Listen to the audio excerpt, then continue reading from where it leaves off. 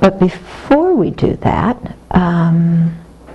I just want to mention, you did your discussion group about respect and affection. Yeah, so hopefully that's generating some thought within you about how you relate to other people.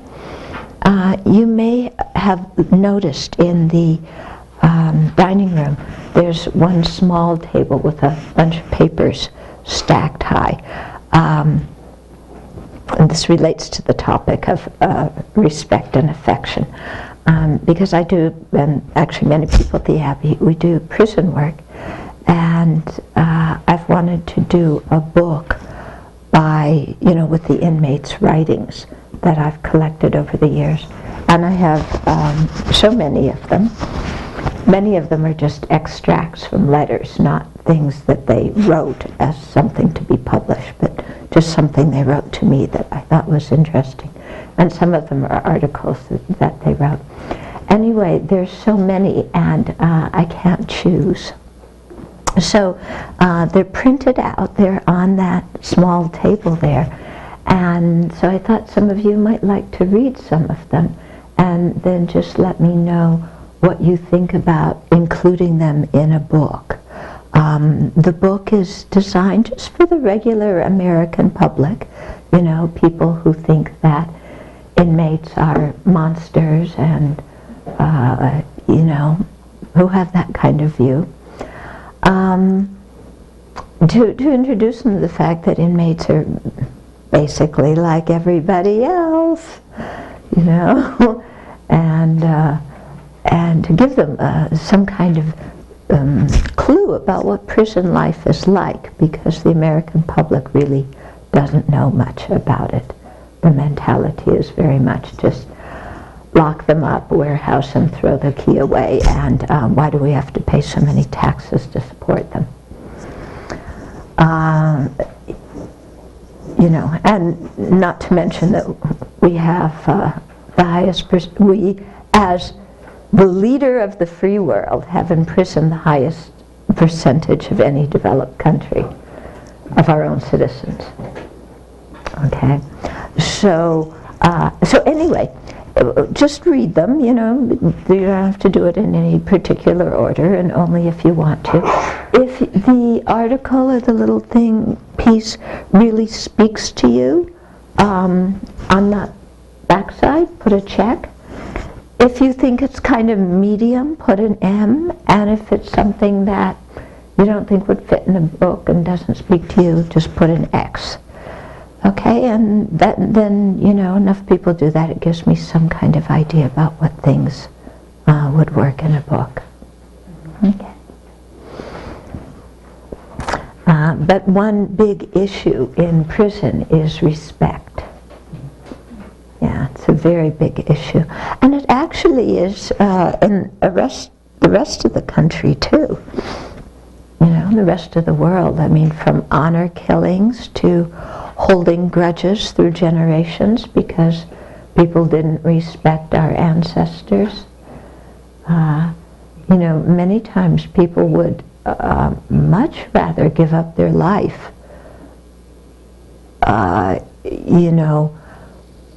in revenge, in order to get revenge on somebody who disrespected them, compared to revenge on somebody who stole their goods or whatever. People would very often give up their lives or do much more dangerous things. Did that sentence come out okay? You get what I'm talking about? In other words, we are really attached to our reputation and respect. And so you'll see it in the prison, things. But it reflects all of our society, So it's really something to think about. And how we want others to respect us, but they have to earn our respect. And how we confuse fear and respect. They're two completely different things, but we very often confuse them. we think if somebody's afraid of us, it means they respect us. I don't think so. Yeah. Anyway, there's really something to think about there. Okay. So we will start the session with some chanting. Page 5 of the new edition of Pearl of Wisdom. To the teacher endowed, Transcendent destroyer, one that's gone, fell destroyer, completely and fully awakened one, perfect in knowledge and good conduct, one gone to bliss, controller of the world, supreme and guide the beings to be tamed, teacher of gods and humans to you, the Buddha endowed, transcendent destroyer, glorious conqueror, Shakyamuni, I prostrate, make offerings and go for refuge. When, O supreme among humans who were born on this earth, you pay 7 strides and said, I am supreme in this world. To you who are wise then I bow. With 3 bodies born supremely fine, wisdom ocean like a golden mountain, fame that blazes in the 3 worlds, winner of the best supreme guide to beings I bow. With the supreme signs, face like a spotless moon, color like gold, to you I bow. You are immaculate, the 3 worlds are not incomparable, wise one, to you I bow. Great, compassionate protector, all-knowing teacher, field of merit and good qualities, vast as an ocean, to the Tathagata I bow. Through purity, freeing from attachment, through virtue, freeing from the lower realms, unique, supreme, ultimate reality, to the Dharma that is peace I bow. Having freed themselves, showing the path to freedom too, well established in the trainings, the holy field endowed with good qualities, to the Sangha I bow.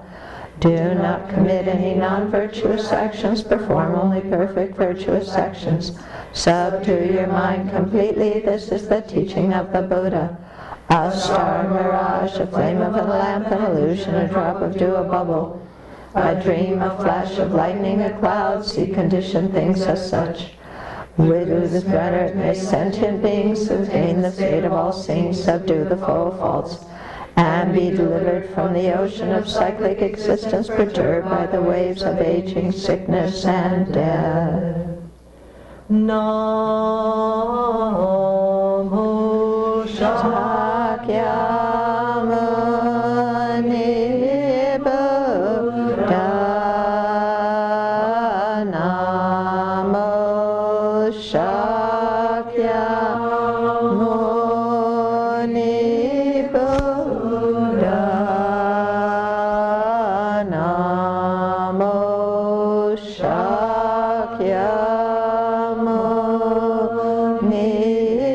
Buddha.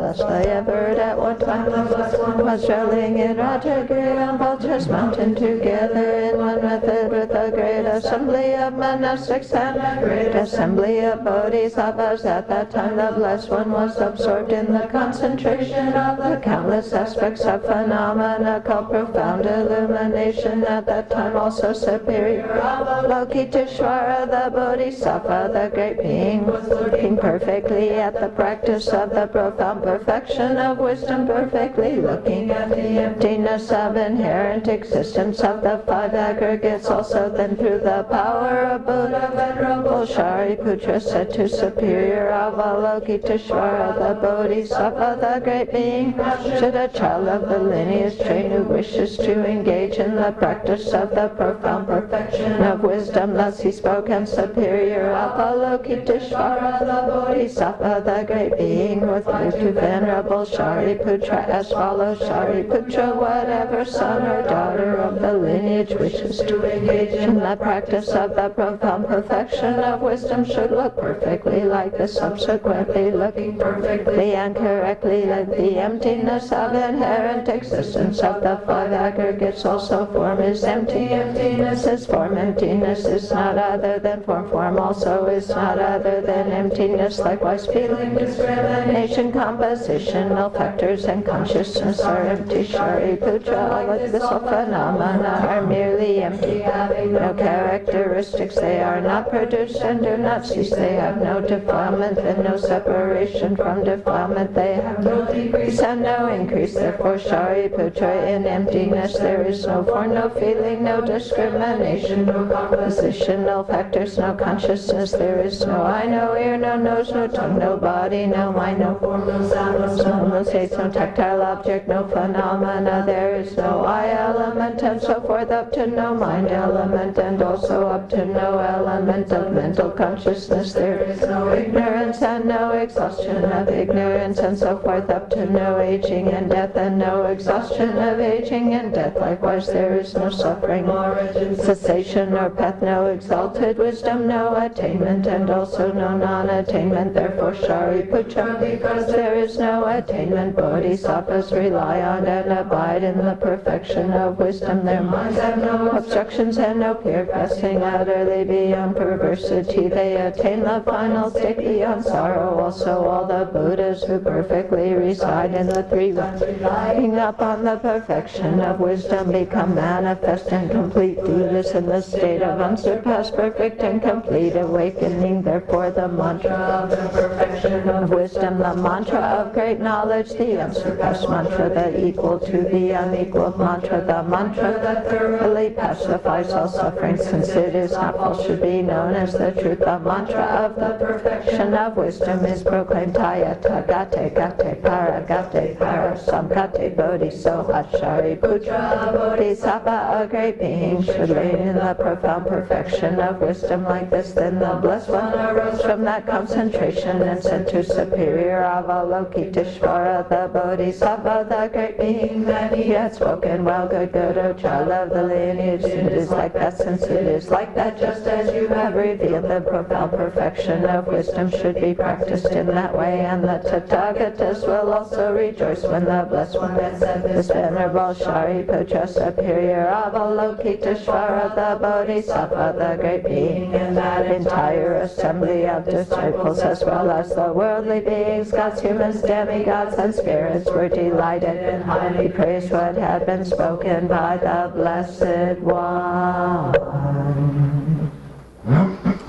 Page 13.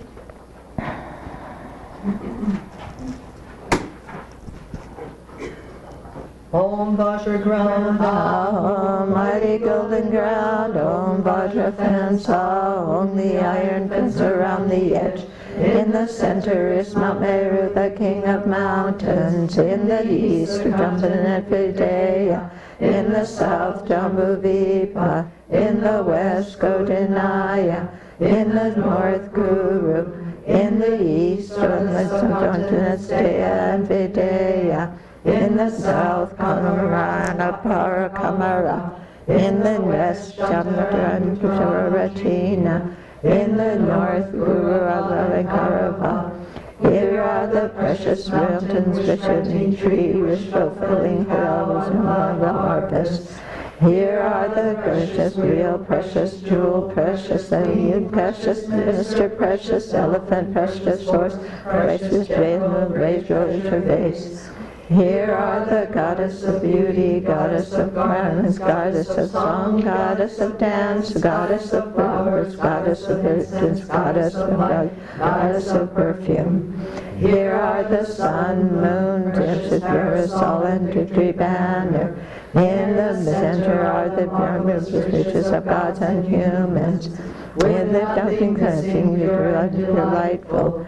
I offer these that have done revealed to thy glorious and holy lineage, your descendant is good, the master of the entire doctrine, the noble spiritual interdiction he took to children. As an offering while requesting profound Mahayana instructions, please accept these with compassion for the sake of migrating beings. Having accepted them, please bestow on me and on the other sentient beings abiding as far as the limits of space your inspiration with loving compassion. This ground anointed with perfume,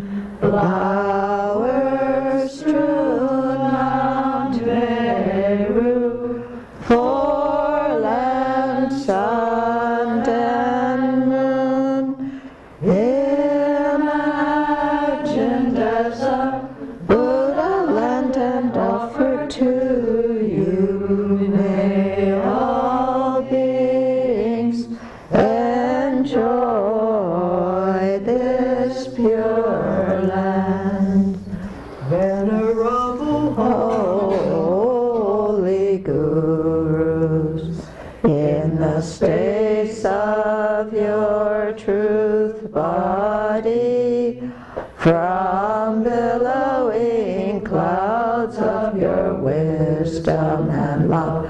Let fall the rain of the profound and extensive Dharma in whatever form is suitable for subduing sentient beings. Idam Guratna Mandala Kamyatayami. I take refuge until I have awakened in the Buddha, the Dharma, and the Sangha. By the merit I create by listening to the Dharma. May I attain Buddhahood in order to benefit all sentient beings. I take refuge until I have awakened in the Buddha, the Dharma, and the Sangha. By the merit I create by listening to the Dharma. May I attain Buddhahood in order to benefit all sentient beings. I take refuge until I have awakened in the Buddha, the Dharma, and the Sangha.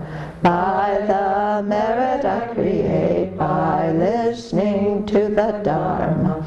May I attain Buddhahood in order to benefit all sentient beings.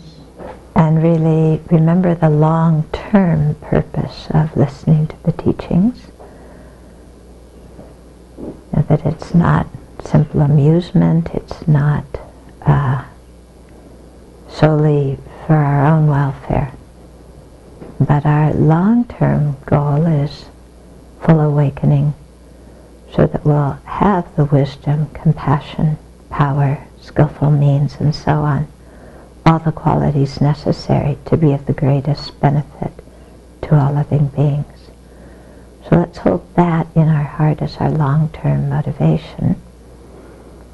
Even though our understanding of that state of enlightenment may still be kind of fuzzy and hazy, still we can see that it's something much beyond our ordinary state with our very limited capacities. And so let's hold out that image of human limitless cultivation of good qualities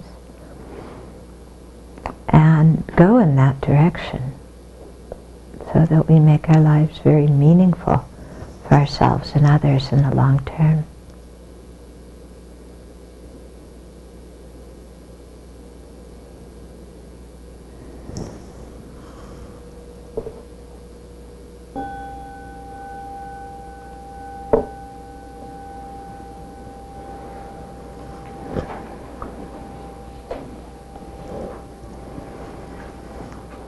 The mandala offering in the new prayer book is different than the way you did it. You added some.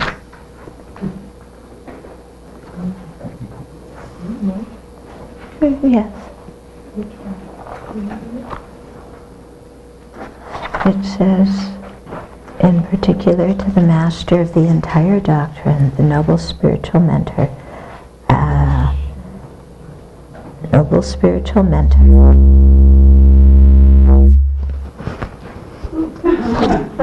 as an offering while requesting profound Mahayana instructions.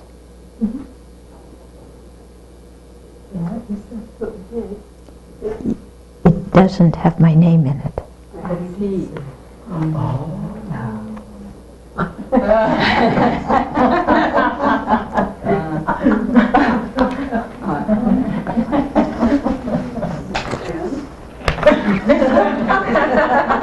So that means when you chant it, you don't put my name in it. By the way, that's the old Indian version of how the universe exists. You don't have to believe it literally.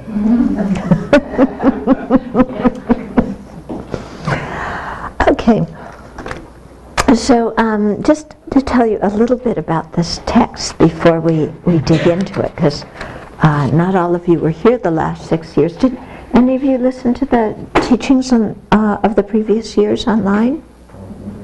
Yeah, some of you did? Good, because I think that will help a lot to really fill in. Okay, so it has 108 verses, 4-line verses. In the Tibetan, each line has 7 syllables, so it's a particular way that they write verses. And it's on the theme of great compassion here, which is, it's for great compassion, the mental state of great compassion, and for Avalokiteshvara, Chenrezig, Kuan Yin, Canon, however you want to say his or her name in whatever language, as an emanation of compassion. Okay? And they're the type of Buddhist literature that's called a praise.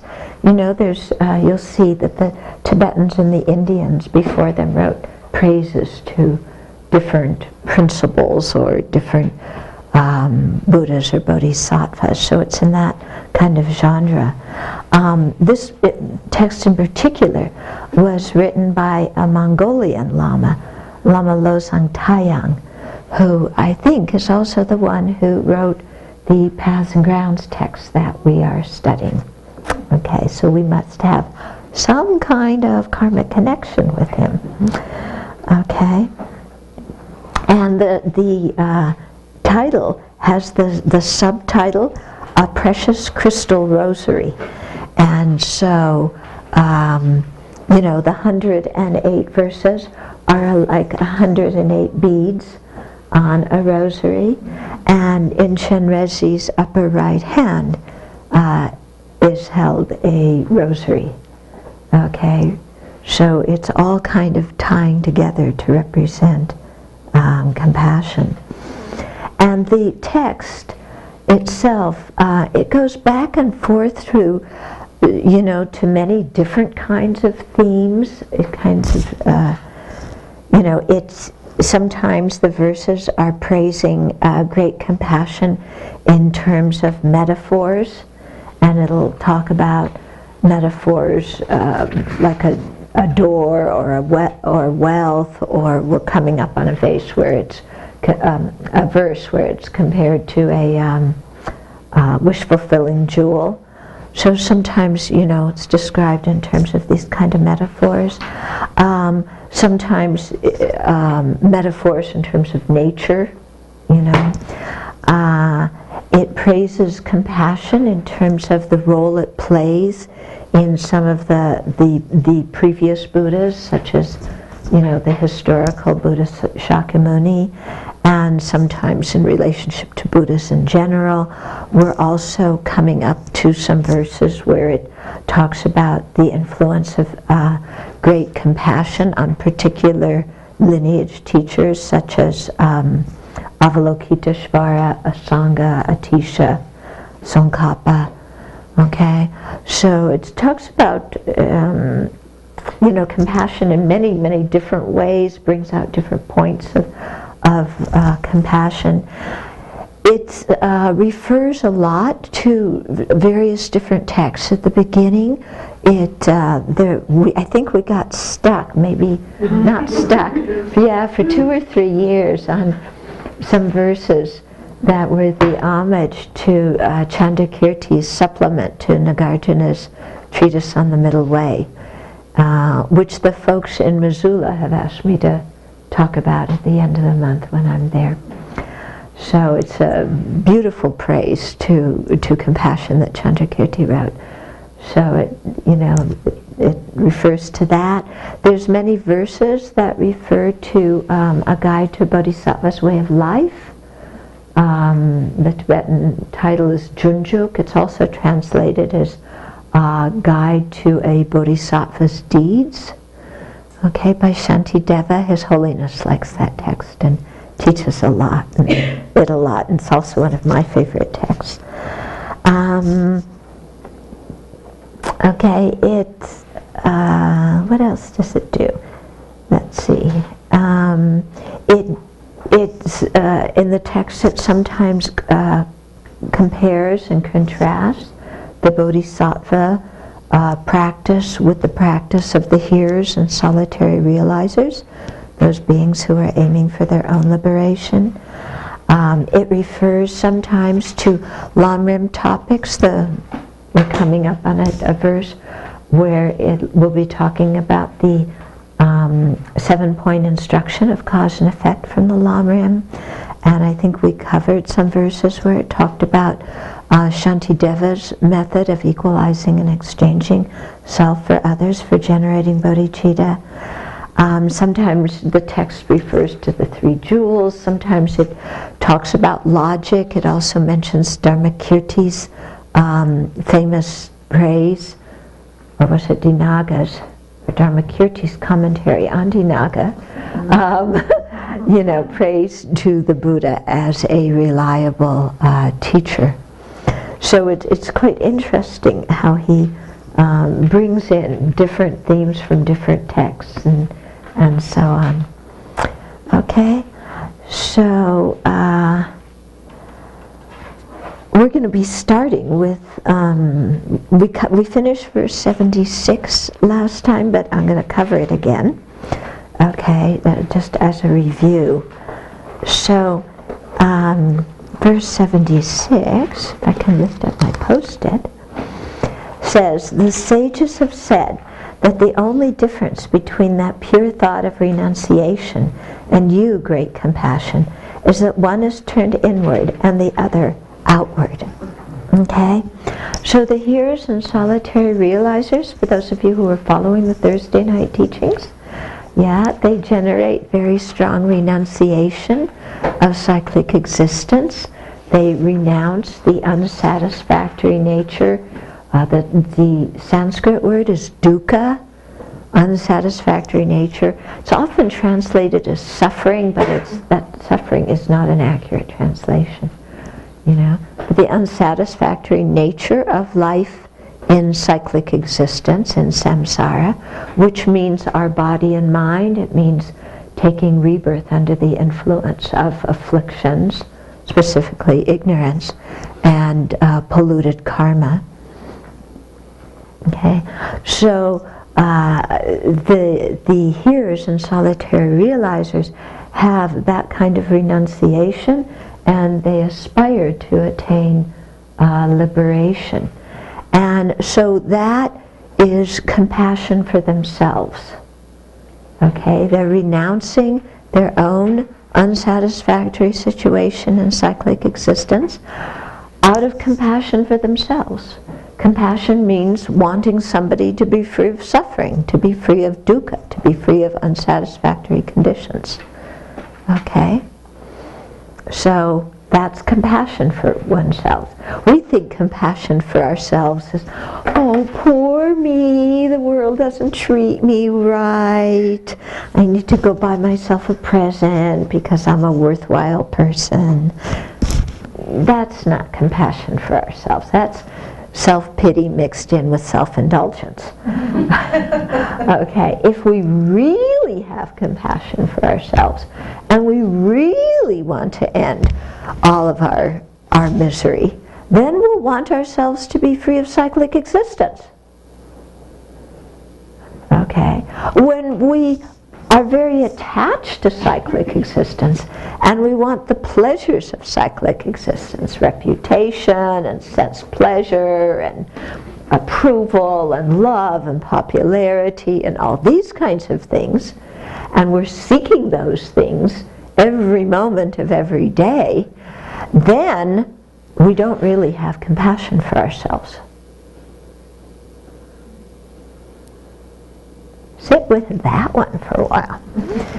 Because we usually think compassion for ourselves is, I want material wealth and I should have it, I should get it, and I want popularity and people to love me, and, compassion for myself is wishing myself to have all those things.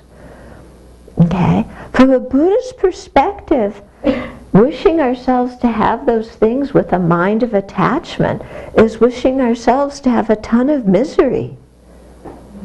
Because none of those things are reliable sources of happiness. They all end at some point. And even if they don't end, the more we do them, the more miserable they make us. Yeah? I mean, think of anything that you consider happiness, any external object that causes you pleasure, and think of having that 24/7.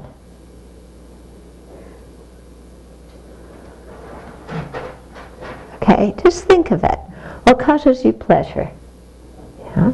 Eating chocolate cake? So you eat chocolate cake 24/7. Okay, maybe sex. You have sex 24/7? Is that going to be pleasurable? Okay, if somebody's giving you a massage 24/7,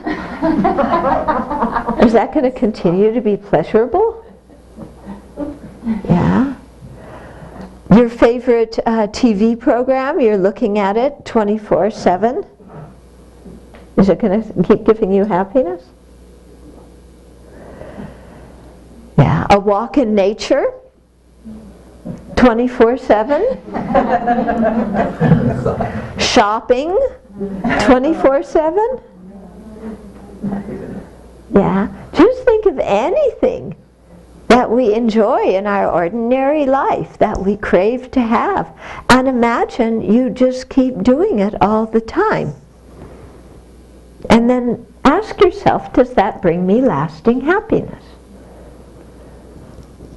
Okay, getting your paycheck. Well, imagine 24/7. People just keep giving you paychecks, and you have this piece of this stack of paper. That wouldn't work.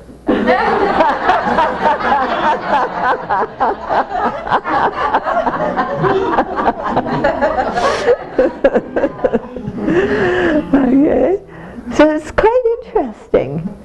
Whatever we think is, that's going to be the thing that's going to make me everlastingly happy. This is, So real compassion for ourselves means liberating our mind from ignorance, anger, attachment, all these afflicted mental states, and liberating our mind from the polluted karma that causes rebirth and cyclic existence, that causes us to have a body and mind under the influence of ignorance. Okay. So, wanting to be free of that, that's real compassion for ourselves. Because if we attain a state of liberation, then there's no cause to ever fall back. Then there's a lasting state of peace and happiness. Okay? So that's what the hearers and solitary realizers wish for. A bodhisattva has that same compassion for themselves, that same renunciation of their own cyclic existence. But a bodhisattva doesn't stop there.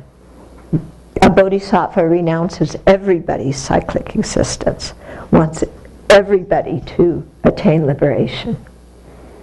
Okay, so the bodhisattva's mental state is really, really vast. It's going way beyond just me and my spiritual path and my misery and all that kind of stuff. It's going way beyond that, to consider all other living beings and wanting all of them to be free of cyclic existence. Okay? So that's, the kind of compassion, when we talk about great compassion, that's what it's referring to. A compassion that can extend equally to each and every living being, which is a great ideal. But as soon as we come across somebody we don't like, great compassion stays in the ideal category, but it's just not practical. Because I can't have compassion for this idiot. Or I can't have compassion for this terrorist, or this compassion for this person who cheated on me, or who lied to me, or who beat me up, or who stole my stuff. or who harms somebody else I love, I cannot have compassion for that person. In fact, I want to execute him. And we become proponents for the capital punishment. Yeah? Killing somebody else who harmed me is going to make me feel better. Doesn't work. Doesn't work. Yeah. The lawyer of one of our inmates that we corresponded with until he was executed in October. Yeah, it's just about a year now. It was October 14th, wasn't it? Yeah, wow. So Susan's been to many executions, and she said she's never seen the family of the victim feel better after the perpetrator was executed. You know, all the people, like you saw with Troy Davis, you know, when they were interviewing the victim's mother, and she's just saying, I want this to be over, and you know, and the kids are saying, yes, you know, we gotta get revenge, and they all think it's going to make them happy, but it doesn't. Okay, so how did I get off on that? Compassion for everybody. Yeah, so having compassion even for, you know, murderers. And if you look at it from a viewpoint of many lifetimes, all of us have also murdered beings, human beings. And in this lifetime, we've all murdered animals and insects, except we think they don't count because we think they don't experience pain. Yeah? From a Buddhist viewpoint, I mean, they experience pain. You can look at them. Yeah? You can look at animals and insects and see that they experience pain and pleasure. Okay? And just look at their behavior. Yeah? Why does a bee sting us? Because it's unhappy. You know? Why does a kitty purr? Because it's happy. Mm-hmm. Okay, so you know, we're really trying to expand our compassion to everybody, you know, and wish the greatest happiness for every single living being, no matter how they are, who they are. Okay? If that's hard to think of in terms of yourself feeling that way, think of it in terms of a fully enlightened one, a Buddha. Because that's one of the qualities that makes a Buddha a reliable refuge, is that the Buddha doesn't play favorites. Okay? So a Buddha is going to help everybody equally, no matter whether they praise that Buddha or, you know, disparage him, whether they make offerings or steal offerings. You know, it makes absolutely no difference to the mind of an enlightened one. Their compassion for living beings does not depend upon how a particular living being treats them. So that makes them a reliable refuge, because then, you know, we come forth wanting to take refuge, and we might be a little bit nervous, like, you know, I've made a whole lot of mistakes, and sometimes I'm not a very nice person, so maybe the Buddha is going to reject me. And maybe the Buddha is not going to have compassion and won't teach me and won't lead me to enlightenment. Yeah? If the Buddha had a partial mind, then that would be quite a legitimate fear. Okay, but a Buddha doesn't have that kind of partial mind. Like I said, from the point of the Buddha, no matter how we act, their feeling of compassion for us remains the same. So that makes them trustworthy and reliable. You know, when we seek help, we'll receive it. Okay? So, you know, seeing that it actually possible to have that kind of quality, the Buddhas have it, then it gives us an inkling that we too can cultivate that kind of quality, by following the same path they did. And so it will be possible for us to have unbiased love and compassion for others if we cultivate the causes. It's completely possible for us to feel that way. Wouldn't that be nice? I mean, do you think that would be nice? Yeah? So that your mind never holds judgment against anybody else. Yeah? And all the people who've hurt you, who've told you off, all the people who you're holding on to grudges for, you don't hold on to grudges for them anymore. Your grudge file has been deleted. Deleted and lost completely. Wouldn't that be nice? Yeah? To never have that kind of mental state of holding a grudge come up towards anybody ever again. Yeah? Or how we have another mental state, the it's not fair mental state. You know that one? I think that's some of the first words we learn as American kids. It's not fair. My brother gets to do it. My sister gets to do it. Why can't I? The person across the street gets to do it. Why don't you let me do it? It's not fair. And now as adults we don't do it in quite the same vocabulary, but nonetheless the same mental state, don't we? When things happen at work that we don't consider fair, we have that same whiny mind. But boss, it's not fair. Why did you give them the promotion? I deserve it. That's what we're saying inside. Okay. What we say on the outside is we smile at the boss and then we talk to all of our fellow colleagues who didn't get the promotion and badmouth the boss. Right? And then we're jealous of the person who did get the promotion because now they have the grand opportunity of working 12 hours a day instead of 8. And we wanted that opportunity and they got it.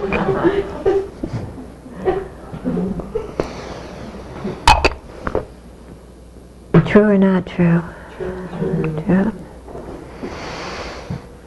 Okay, so just think about that. Set that as an aspiration. They say that when bodhisattvas have aspiration, they don't need to be realistic. Yeah. Like when you hear the Zopa Rinpoche say, I will liberate each and every sentient being by myself alone. Can't I have a friend, Rinpoche? Somebody who helps me liberate these sentient beings. No, you have to feel that you're strong enough so that you can do it all by yourself. And of course, there's many Buddhas who are going to help liberate others. But to develop strong bodhicitta, we need to think, I can do it myself. I will do it myself. Okay? So don't limit yourself in terms of your aspirations, when it concerns Dharma. When it concerns material wealth, limit your aspirations. You'll be much happier. Okay, so that's verse 76. Verse 77. All aspects, whether birth, maintenance, or growth, of the wish-fulfilling tree of the awakening mind depend upon the firm root of compassion, which is what integrates the 7 causes and effects. Okay? So whether the awakening mind, the bodhicitta, is just being born, whether it's being maintained, whether it's increasing, okay, it depends on that tree, that wish-fulfilling tree of bodhicitta, because bodhicitta fulfills all the wishes of sentient beings, because it is what makes somebody become a Buddha And through the Buddha's teachings, sentient beings attain all their happiness. Okay? So to have that wish-fulfilling tree of bodhicitta, you need the firm root of compassion. Okay? So the tree grows from the root. Bodhicitta grows from compassion. And in this 7-point instruction of cause and effect, compassion is what links the earlier causes to the result of bodhicitta. Okay, so let's talk about the 7 points of cause and effect. How many of you just heard the teaching on the Thursday night teachings about that? So some of you, not all of you. Okay, we'll do a review of it. Okay, so this is one of the 7 points of cause and effect are one way to generate bodhicitta, that aspiration for full enlightenment for the benefit of all beings. Okay, so it's done on the foundation of equanimity, in other words, of freeing ourselves from attachment to friends and dear ones, anger, hatred, aversion towards people we consider threatening or enemies, and apathy towards strangers. Okay? And these 3 emotions, attachment, aversion, and apathy, kind of dominate our mind when it comes to how we relate to other people. Yeah? And this is really what the judgmental mind is about. When we look at other people, we look at them and, dependent on how they look, without our even talking to them, very often we throw them into one category or the other. The friend category, the enemy category, the stranger category. Okay? And then after we talk to them, then these categories get really solidified. Okay? And we mistakenly think that that friends are inherently good people, right? Our friends are inherently good people, right? Okay? Our enemies are inherently bad people. And strangers are inherently neutral. So if they're good people, then I want to be attached to them. If they're bad people, I want to punch them. And if they're neutral people, who cares? This is the way our callous, self-centered mind operates, isn't it? When you're walking down the street, do you care about the other people that you're walking down the street next to? Whether they're in my way or not. Yeah. That's the point. Yeah, we don't care about them at all, and if we do notice them, it's because they're in our way and we've tossed them into the enemy category for those few seconds. When you're in a traffic jam, do you have any kind of equanimity for the people around you in the traffic jam? Or do you feel, I deserve to be the first person to go and everybody else should stay here? Yeah, when somebody cuts you off on the road, what happens then? Bad news, isn't it? So many people, this incredible road rage comes out. Has anybody here never cut anybody off? Have anybody here never gotten honked at because they cut somebody off? When you cut somebody off, did you do it deliberately? Not usually. Not usually. She's truthful. Usually we don't. Yeah? Okay. But when other people cut us off, it wasn't that, it was an accident or, they overlooked something. It was, they're deliberately trying to harm me and I'm going to give them the finger and get my revenge and everything else. And complain about them the rest of the 3-hour ride.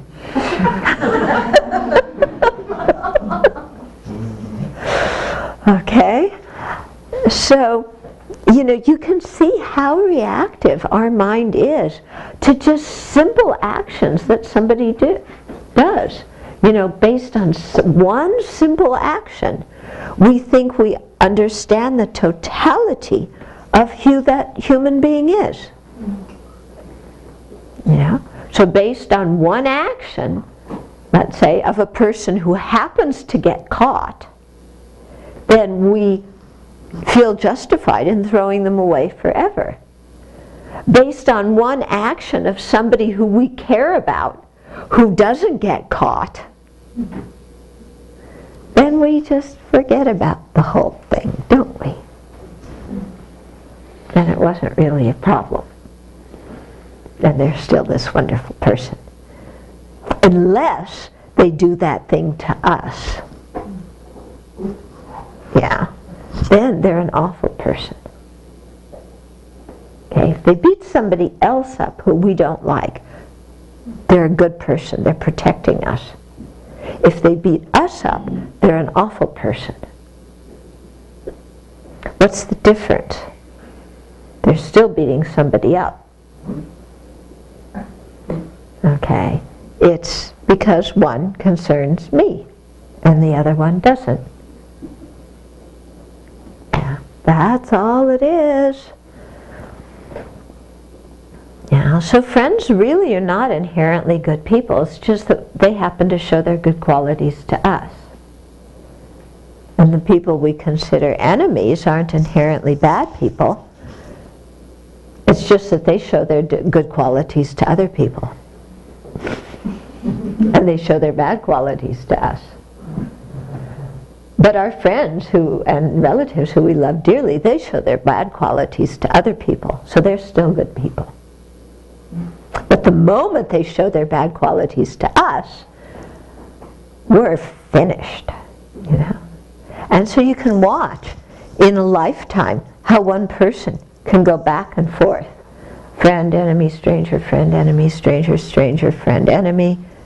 Back and forth, depending on whatever happens to be their most recent action towards the center of the universe. Me.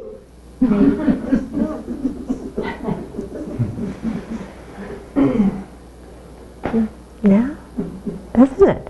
And so, because we have no equanimity, we become what Lama Yeshe calls an emotional yo-yo. Are you an emotional yo-yo? Oh. Yeah? We're total emotional yo-yos, aren't we? Somebody praises us. Oh! Half an hour later, somebody criticizes us.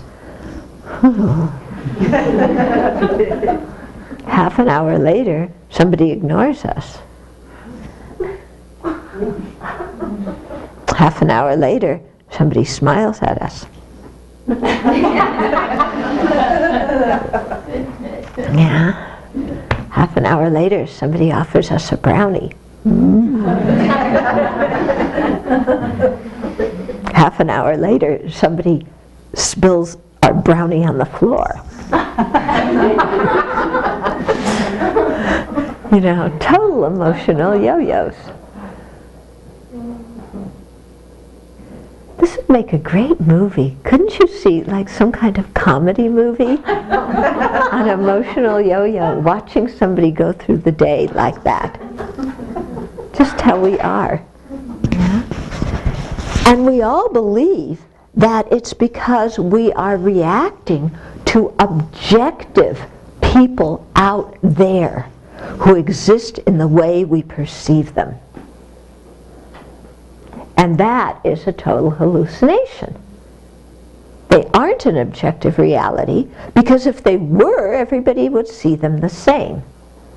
But we explain that away by saying we perceive them correctly and everybody else is stupid. If you don't like the people I like, it's because you're dumb. And if you like my enemies, it's because, you're really out of whack. Mm-hmm. Okay? So we have to start practicing on a basis of equanimity. And that already is a really big achievement, to try and, you know, get rid of the judgmental mind and begin to have an open-hearted concern for everybody that's free of clinging attachment, of angry aversion, and apathy. Okay. So that's not one of the 7 points. That's the foundation.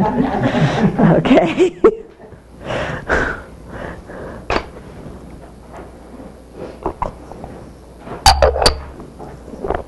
Then in the 7 points, the first one is seeing other sentient beings have been our mother, or to be gender neutral, our parents. Okay? And this is based on the idea that people appreciate their parents. What I find very interesting is my generation, by and large, we don't.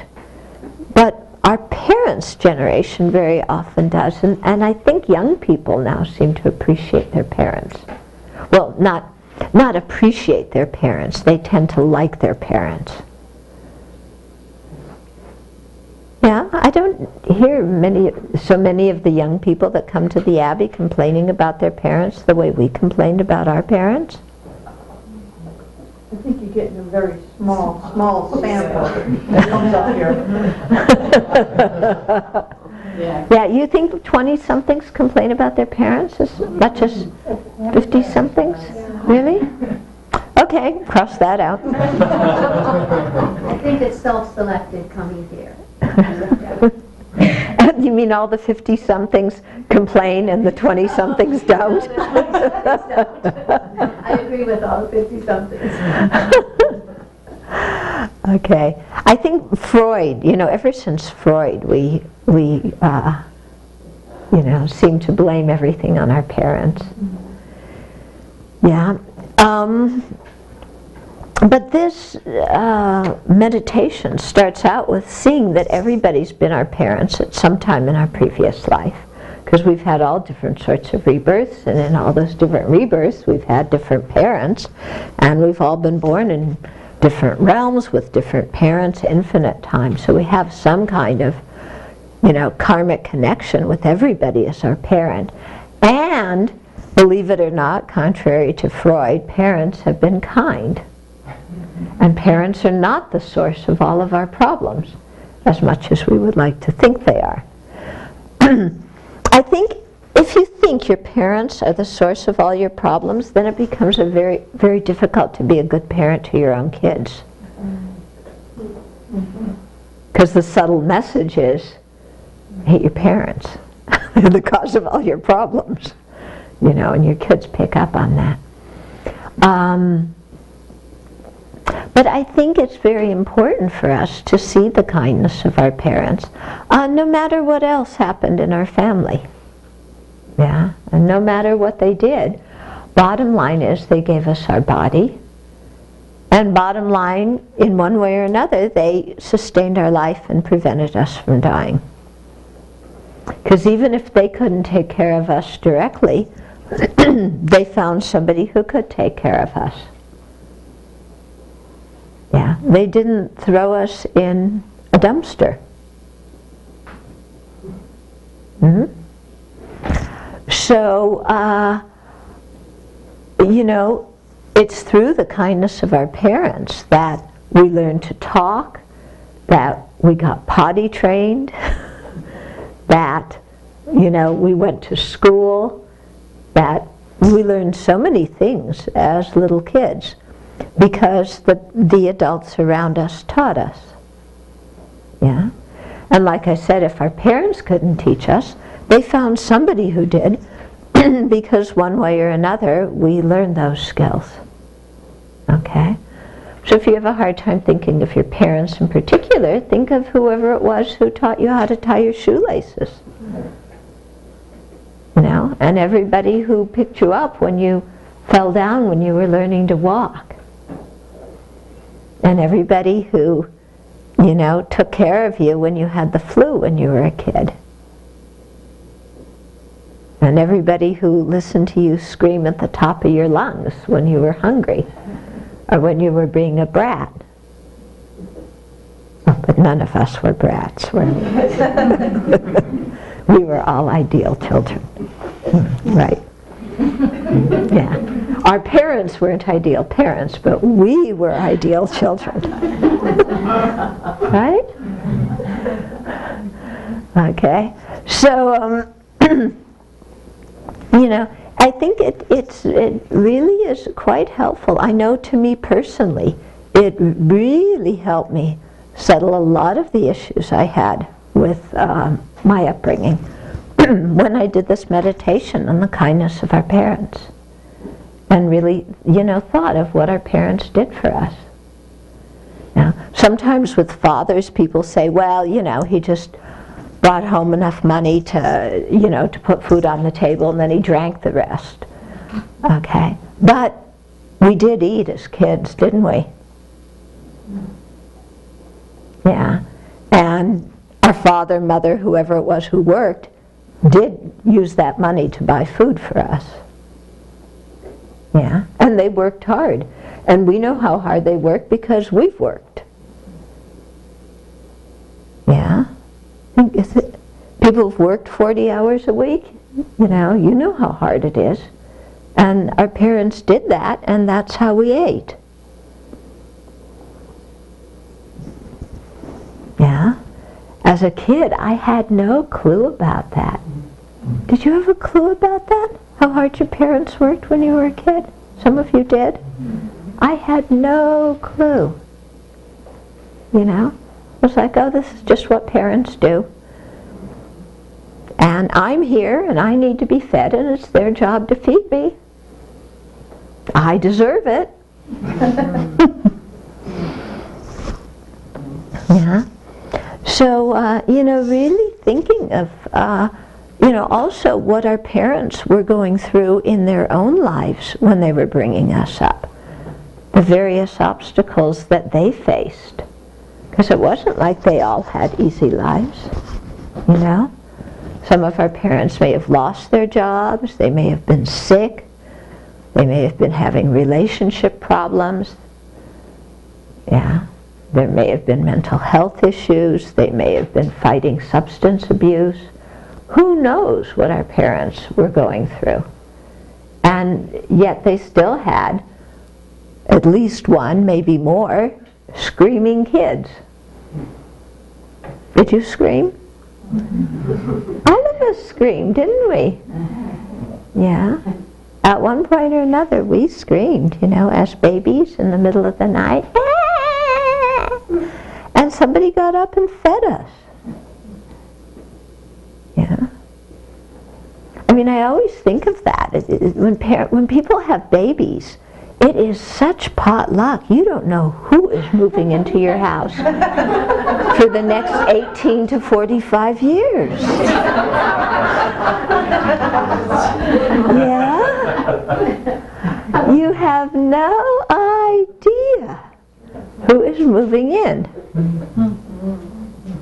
Yeah? Here at the Abbey, we screen people very well. We don't let just anybody move into the Abbey. Yeah? But think about it. When our parents were having us, they were so happy. Oh, a new baby's coming along. Isn't this wonderful? Because babies are, you know, fresh and, you know, this pure slate and everything. And they're so happy. And, you know, they didn't screen us, make us fill out an application form, sign that all the statements are true, you know, give them permission to do a background check. You know, they just welcomed us in with joy. You know, but at the Abbey, we don't let anybody who wants to just move in. Yeah. And I tell you, if you started screaming in the middle of the night, I'm not going to wake up and feed you. But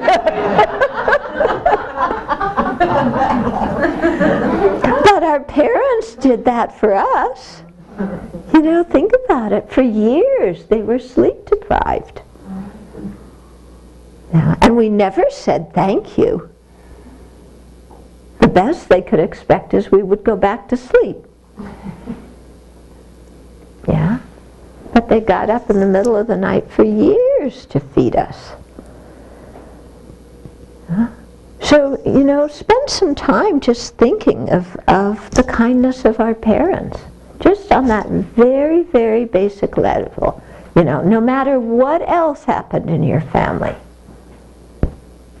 Yeah, and things happened in all of our families. I mean, we're in samsara. This is typical. Yeah, but, think about the things that went well and the things that people did do to help us. And think of how, we have skills and abilities now because people did encourage us and did teach us. Yeah? So I think that's very, very important to realize. Mm-hmm. I remember reading Finding Freedom by Jarvis Masters. He's an inmate in San Quentin. And in one of the chapters he talks about, it's just this, talk about horrible family upbringing. Both of his parents were addicts.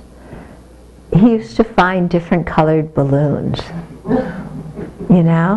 and play with the balloons, but he learned that he had to line them up exactly where they were before if he played with them, because he got in trouble if they found out that he played with their balloons. Drug-filled balloons, that's how you sell the drugs. So, often the parents not there, incredible parental neglect. Eventually the kids were taken away from them. But when his mother died, he was in prison when his mother died, and he was sobbing with sadness. And one of the other inmates said, hey, I thought your mom abused you. Why are you crying when she's dead? And he said, because she also loved me. She also took care of me.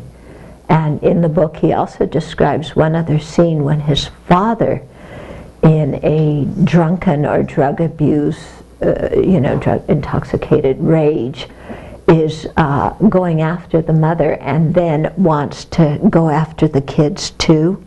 And the mother just throws herself.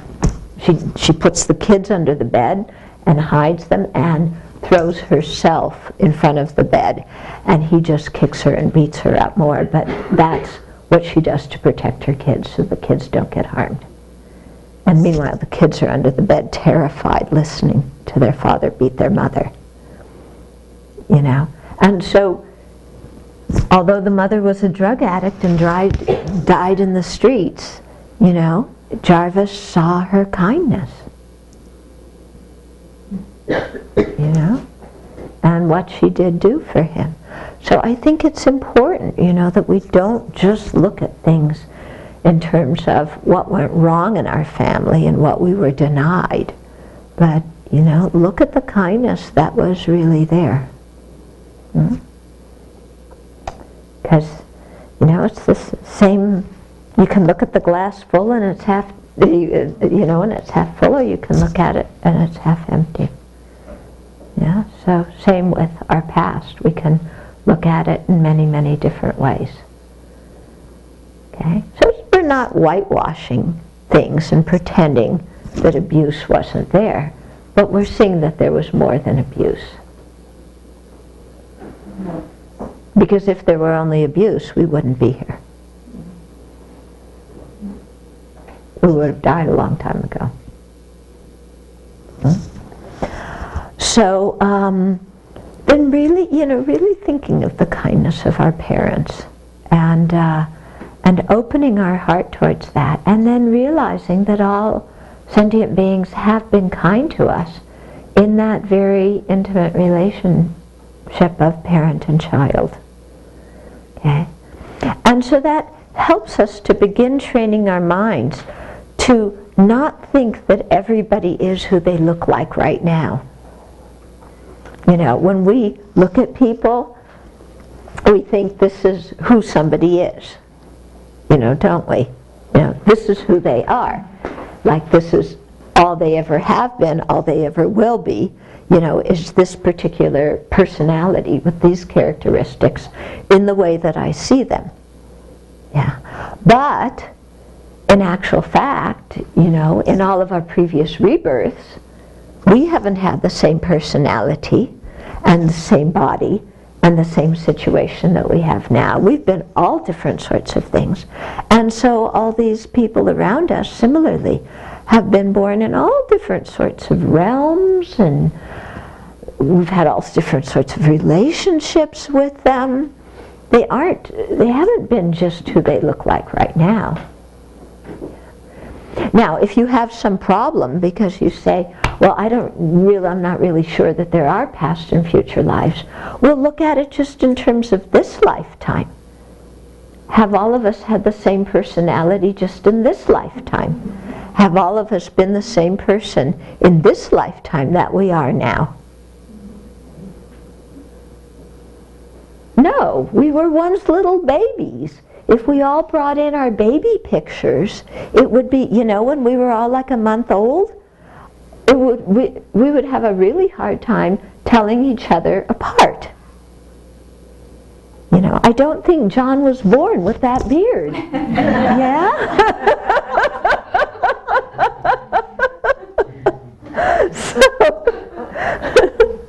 Yeah? So even in this lifetime, we haven't always been the same person. Yeah? So just give some space and see, that we're all changing all the time. Mm-hmm. And so then when we see sentient beings as having been our parents, we see the kindness of our parents, then very naturally the third step is to repay that kindness. We want to repay the kindness. Okay? And then that leads very naturally to heartwarming love. Yeah, heartwarming love is seeing sentient beings as worthy of our affection, as affectionable. Seeing sentient beings in beauty. I'm not talking about physical beauty, but seeing them as beings that are worthy of having fondness for. Yeah, because they've been our parents, they've been kind. Yeah. But there's something in them where they've all done really wonderful things at some time or another, in some rebirth or another. And so they are worthy of our affection. Okay, so that's the fourth step, that heartwarming love. Then the fifth step is compassion, and we're going to talk about that tomorrow, because we're out of time right now. Okay? But in your Lamrim meditation sessions, and the silent meditation sessions, give yourself some time to reflect on equanimity, and try and even out the attachment, aversion, and apathy towards others. And also give yourself some time to reflect on, or just imagine that sentient beings have been your parents, and think of the kindness of your parents, and try and open your heart to the kindness of all living beings in that way. Okay?